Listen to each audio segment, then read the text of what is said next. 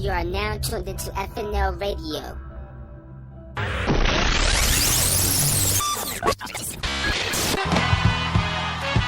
Keep making noise! Keep making noise! Yeah! Get ready for Real Talk Radio with DJ Doc. 3, 2, 1, go! It's a Friday night in the basement. Friday night. It's Friday. You ain't got no job, and you ain't got shit to do.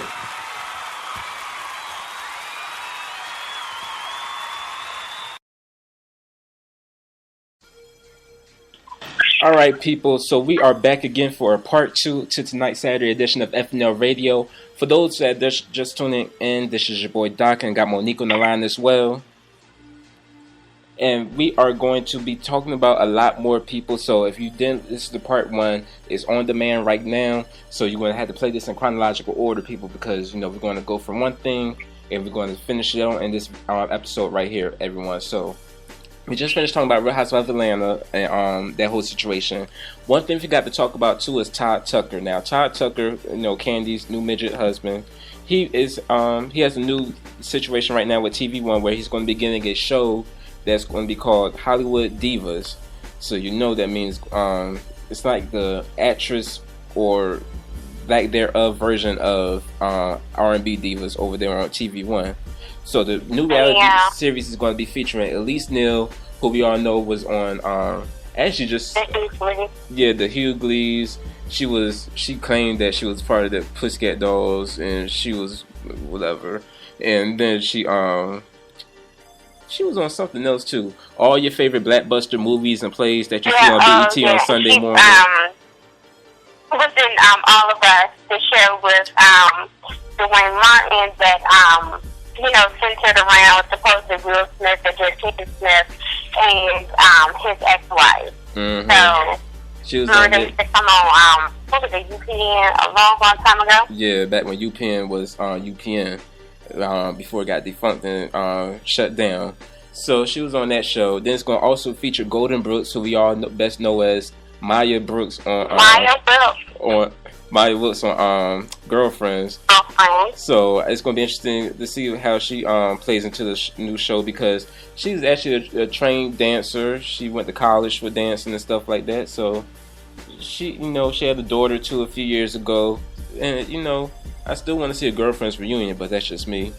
Then it's going to be Paula J. Parker. That includes Jill Marie Jones. Oh yeah, because we want to know what happened between Tony Childs and goodness, what is Tracy Ellis Ross' character name? Joan Clayton, Joan Carol Clayton. We want to know what happened between those two, for real. And if her daughter does have good hair, indeed, Morgan, Tony's child. So y'all know I was watching the marathon on BET the other day. But anyways, it's going to feature Paula J. Parker as well, who we know from the Wayans brothers and Hustle and Flow. Yeah, she was on Friday. We all know her character on Friday. You ain't got to lie, Craig. So Then she also played a few voices on The Proud Family, which was a good. Proud Family. Yeah, I missed that show. So Disney, I'm gonna need some reruns on that. I'm tired of looking at YouTube. And Countess Vaughn and her alopecia hairline, she will be on the show as well. She is. We all remember Countess Vaughn. She started off playing Alexandria in 227. Those of you who remember 227. And then she played Kim Parker on The Parkers. And Moesha. So yeah, she's been around for a long time, but that hairline with the pus coming out of this stuff from around lace front wigs. See, this what happened. She's a cautious sign of don't buy lace front wigs from the Chinese store when it's on clearance. Just because you don't have a budget, just don't do it. And then another person too, who's a little crazy cuckoo in the head, who I believe, if she got her kids taken away from her by Keith Sweat Hotel, there's something really wrong with her. But Lisa Wu, who used to be known as Lisa Wu Hartwell on Real Housewives of Atlanta back in the day when Deshaun Broke Snow was on the show. And, they starred in they were the original cast members of Atlanta Housewives.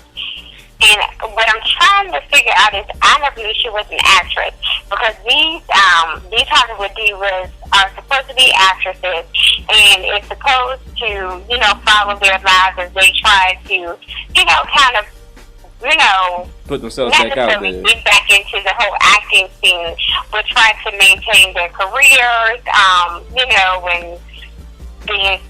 being parents and mothers and wives and all those good things. So and I'm trying to figure out, I never knew Lisa Hartwell was an actress. Well, she was an actress on Real Housewives of Atlanta for basically lying about her finances for real, and lying about her marriage, because when Ed Hartwell dumped the Raz real quick, we found out some more stuff about she was cuckoo crazy in the head for Cocoa Puffs. So, I go ahead. So I was going to say, so Mama Joy should be very happy with her son-in-law. And then from my understanding, Todd has partnered up with Carlos King, who also has a real major role with the Atlanta Housewives. And I think he's also, has a hand in Married to Medicine and all those shows that you see, Married to Medicine, and what is it, High Heels and Pumps or Those, whatever it was, those girls from New York City. So, congrats to them. Yeah, so, this little TV news real quick on Todd Tucker and them. But real quick, another TV rundown that we're going to talk about. Love Hip Hop Atlanta made its return this week, people. It's long awaited return. We needed some Southern ratchetness. The New York people, they're alright this season. But it's nothing like some Southern-ass hospitality and ratchetness to get your blood boiling and to get your blood flowing real nicely and to get the good spirits of the Lord lifted upon you. And but so it had a 2-night premiere this week, because the first night was on, episode 1 came on this week on Monday, and then there was a second episode that came on Wednesday. And on... Oh, really? Oh, you didn't see part 2? No.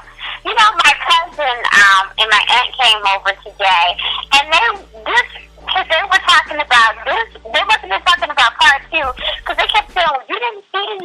And I was like, no, I don't remember, being away from the TV. So I didn't know there was a part 2 that came on Wednesday, so that must be what they were talking about. Something about Carly Red and Young Jock. Okay, yeah, Carly Ray and Young Jock. So, and something about a stripper and all this other stuff. So, I didn't see any of that. So, that was a part 2. Okay. So, that means episode 3 is going to be on Monday. So, they're already on the 3rd episode. I'm going to run through these holes real quick. But, there's a few things I want to talk about with these Atlanta thoughts. So, first up, shout out to Stevie J and Jocelyn Hernandez, baby, the Puerto Rican princess, for their rented mansion out in Atlanta. That's a nice rental property, so clap bravo to them for getting some good credit to rent that property real decent like. Shout out to Jocelyn, wanting to really like Rihanna nowadays because of the side haircut and the long hair on the side. So she gets a clap bravo for looking like a young female instead of a young stud and a young man from the streets of Puerto Rico who was a bandit playing baseball. And you know what? And then also clap bravo to yeah, that's all they get a clap bravo for. Oh, clap bravo to Arian for finally coming out as a lesbian. We've been talking about her as a lesbian for the past basically the whole season, because she always felt some kind of way about Mimi. I felt like her and Mimi were just more than friends. They were actually lovers and friends and carpet munching partners in life.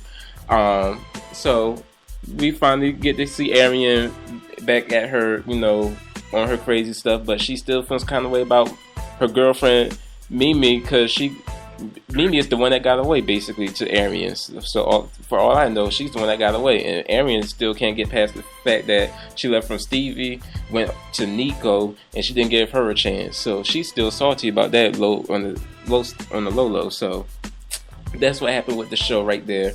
And then also, Lil Scrappy and Erica, I kind of miss them together.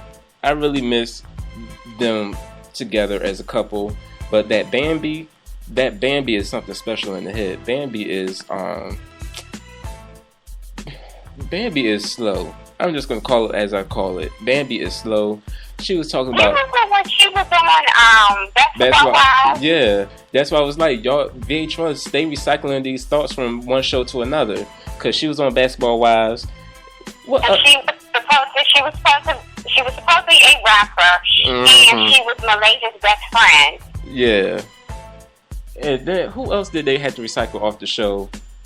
They recycled someone else off the show this season. But anyways, so she was on there riding the bicycle. First, Mama D and her scar ass was talking about Scrappy got eggs in the basket and stuff like that. And here come dumbass Bambi talking about, I don't know about these eggs. Let me see your phone.